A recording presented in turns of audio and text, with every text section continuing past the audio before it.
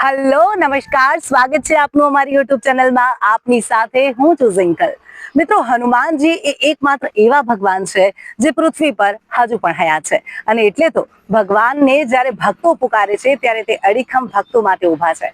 મિત્રો, આજે આપણે જઈ રહ્યા છે હનુમાનજીના એક એવા મંદિરમાં જે 1000 વર્ષ જૂનું છે, અને અહીં હનુમાનજીની મૂર્તિ સ્વયંભૂ રીતે પ્રગટ થઈ છે.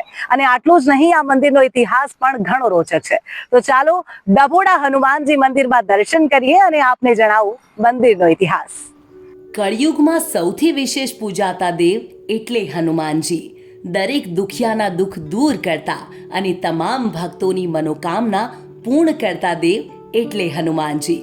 ગાંધીનગરથી 20 કિલોમીટરના અંતરે ખારી નદીના કિનારે આવેલું છે ડભોડા ગામ, જ્યાં આવેલું છે 1000 વર્ષ જૂનું હનુમાનજીનું પ્રાચીન મંદિર. કહેવાય છે કે અહીં હનુમાનજી સ્વયંભૂ પ્રગટ થયા હતા. ડભોડા ગામે બિરાજમાન હોવાથી આ મંદિર ડભોડિયા હનુમાન દાદાના નામથી સુપ્રસિદ્ધ છે. આ મંદિર અનેક ભાવિકોની આસ્થાનું કેન્દ્ર છે. અહીં તેલનો ડબ્બો ચડાવવાનું ખૂબ મહાત્મ્ય છે. તો વળી અહીં અંગ્રેજ હકુમતને પણ માથું નમાવીને ઝૂકવું પડ્યું હતું, અને અહીં અંગ્રેજોએ પણ દાદાને તેલનો ડબ્બો ચડાવ્યો હતો. તો કદાચ હનુમાનજીનું આ એકમાત્ર એવું મંદિર હશે જ્યાં હનુમાન દાદાને સુખડીનો પ્રસાદ ચડે છે. આટલું જ નહીં, આ મંદિરનો ઇતિહાસ અને અહીંથી હનુમાનજીની મૂર્તિ મળવાનો કિસ્સો પણ ઘણો રસપ્રદ છે. તો અમે પણ જઈ રહ્યા છીએ ડભોડા હનુમાનજીના દર્શન કરવા માટે, અને આપ સૌ દર્શક મિત્રોને પણ દાદાના દર્શન કરાવવા માટે. અમદાવાદથી ડભોડા હનુમાનજીનું આ મંદિર માત્ર 31 કિલોમીટરના અંતરે આવેલું છે. તમે પ્રાઇવેટ વ્હીકલથી કે પછી બસમાં પણ આ મંદિરે જઈ શકો છો. ડભોડિયા હનુમાનજી દાદાનો મહિમા દિવસે ને દિવસે વધતો જાય છે. ભક્તો પોતાની દરેક મનોકામના પૂર્ણ કરવા માટે ડભોડિયા હનુમાનજીની બાધા રાખે છે. ડભોડા ગામમાં આવેલું વર્ષો પુરાનું દાદાનું મંદિર, જ્યાં લાખો શ્રદ્ધાળુઓ હનુમાનજી દાદાના દર્શન કરીને ધન્યતા અનુભવે છે. શનિવાર અને મંગળવારના દિવસે તો અહીં ખૂબ મોટી સંખ્યામાં દરેક વયના ભાવિકો દાદાના દર્શન કરવા આવે છે. હનુમાન દાદાની સ્વયંભૂ પ્રગટ થયેલી મૂર્તિવાળું આ મંદિર અતિ પ્રાચીન છે. આ મંદિરે જવા માટે 2 દ્વાર છે, એક આગળનો અને બીજો પાછળની તરફનો. હું તમને બંને દ્વાર બતાવીશ. સૌથી પહેલા આપણે જે ગેટથી અંદર પ્રવેશ કરી રહ્યા છીએ, આ મંદિરનો પાછળનો દ્વાર છે. અહીંયા જૂતા ચંપલનું સ્ટેન્ડ છે, અને આ સીડી છે જ્યાંથી આપણે ઉપરની તરફ જવાનું છે. ભોજનશાળા પણ અહીં સામે જ આવેલી છે, જે આ જ વિડીયોમાં આપણે આગળ જોઈશું. તો ચાલો આપણે સૌથી પહેલા અહીંયાથી અંદર પ્રવેશ કરીએ. મંદિરની અંદર પ્રવેશ કરતા જ તમે અહીંની દિવ્યતાનો અનુભવ કરી શકશો, અને એટલે જ અહીં વિશ્વના ખૂણે ખૂણેથી ભક્તો શીશ ઝુકાવવા માટે આવતા હોય છે. અને આ છે મંદિરનો મુખ્ય દ્વાર, જ્યાંથી તમે જેવા અંદર પ્રવેશ કરશો તમને હનુમાનજીની સ્વયંભૂ મૂર્તિ સામે જ જોવા મળશે.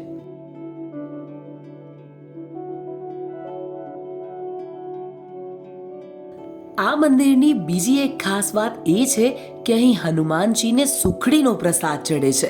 કદાચ આ એકમાત્ર એવું મંદિર હશે કે જ્યાં હનુમાન દાદાને સુખડી ચડતી હશે. સામે જ એક કાઉન્ટર આપ જોઈ રહ્યા છો, ત્યાંથી તમે સુખડીનો પ્રસાદ ખરીદી શકો છો. તો આપણે પણ સુખડી લઈ લીધી છે દાદાને ચઢાવવા માટે. તો ચાલો હવે દર્શન કરવા જઈએ. અહીં હનુમાનજીને સુખડીની સાથે સાથે તેલના ડબ્બા પણ ચડાવવામાં આવે છે. વર્ષોથી આ મંદિરમાં દર કાળી ચૌદશના દિવસે હનુમાન દાદાને તેલના ડબ્બા ચડે છે, અને આજે પણ વેસ્ટર્ન રેલવે વિભાગ દ્વારા એક તેલનો ડબ્બો ડભોડિયા હનુમાનજીના મંદિરે ચડાવવામાં આવે છે. તો કાળી ચૌદશના લોકમેળા પ્રસંગે 350 ડબ્બા તેલનો અભિષેક થાય છે. આટલું જ નહીં, અંગ્રેજ હકુમતને પણ અહીં માથું નમાવીને ઝૂકવું પડ્યું હતું, અને અંગ્રેજોએ પણ દાદાને તેલનો ડબ્બો ચડાવ્યો હતો. તો આપ પણ યુટ્યુબના માધ્યમથી દર્શન કરો ડભોડિયા હનુમાન દાદાના. આશા રાખીએ કે હનુમાન દાદા આપ સૌ દર્શક મિત્રોના તમામ દુઃખ દર્દ દૂર કરે. અને હવે વાત કરીએ આ મંદિરના ઇતિહાસ વિશે. તો પૌરાણિક કથા અનુસાર અલાઉદ્દીન ખિલજીએ જ્યારે પાટણ પર ચઢાઈ કરી ત્યારે પાટણના રાજા અહીંના ગાઢ જંગલમાં આવીને છુપાઈ ગયા, જે આજે દેવગઢ જંગલના નામે ઓળખાય છે. ગોવાળો ગાયો ચરાવવા માટે આ જંગલની અંદર આવતા હતા, જ્યાં એક ટીલડી નામની ગાય ચોક્કસ જગ્યાએ પોતાના દૂધનો અભિષેક કરતી હતી. હવે આ વાત રાજાને કરવામાં આવી. રાજાએ જાત તપાસ કરી અને તેમને કંઈક ચમત્કાર લાગતા તેમણે રાજપુરોહિતની સલાહ મુજબ ત્યાં ખોદકામ કરાવ્યું. ત્યારે ત્યાં હનુમાન દાદાની મૂર્તિ મળી આવી અને ત્યારે એક મોટો યજ્ઞ કરવામાં આવ્યો, જ્યાં આ મૂર્તિની સ્થાપના કરાઈ અને તે શ્રી ડભોડિયા હનુમાનજી મંદિર તરીકે પ્રસિદ્ધ થયું. ત્યાં માનવ વસવાટ થયો અને ત્યાં જે ગામ બન્યું તે આજે ડભોડા ગામ તરીકે ઓળખાય છે. જૂના સમયના નાનકડા હનુમાન મંદિરને સમય વીતતા જીર્ણોદ્ધાર કરીને મોટું મંદિર બનાવવામાં આવ્યું.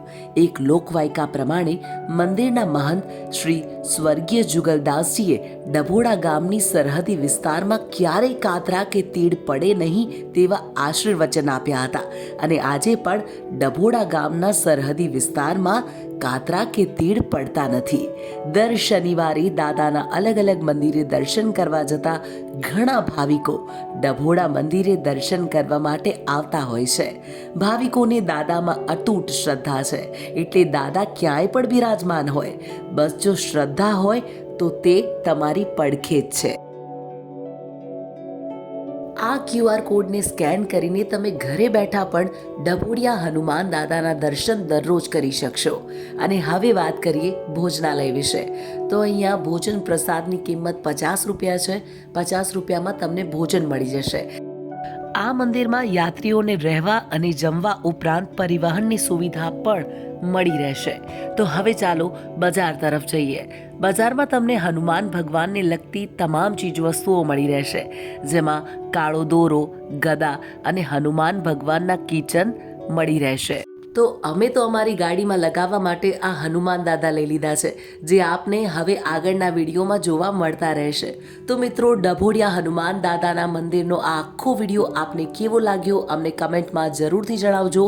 વિડીયોને લાઈક કરજો, શેર કરજો અને હા, જો આપે હજુ સુધી અમારી ચેનલને સબસ્ક્રાઈબ નથી કરી તો ઝડપથી અમારી ચેનલને સબસ્ક્રાઈબ કરી લો, જેથી આપને આગળ પણ આવા વિડીયો મળતા રહે. અને કમેન્ટમાં જય બજરંગબલી લખવાનું ન ભૂલતા. Thanks for watching.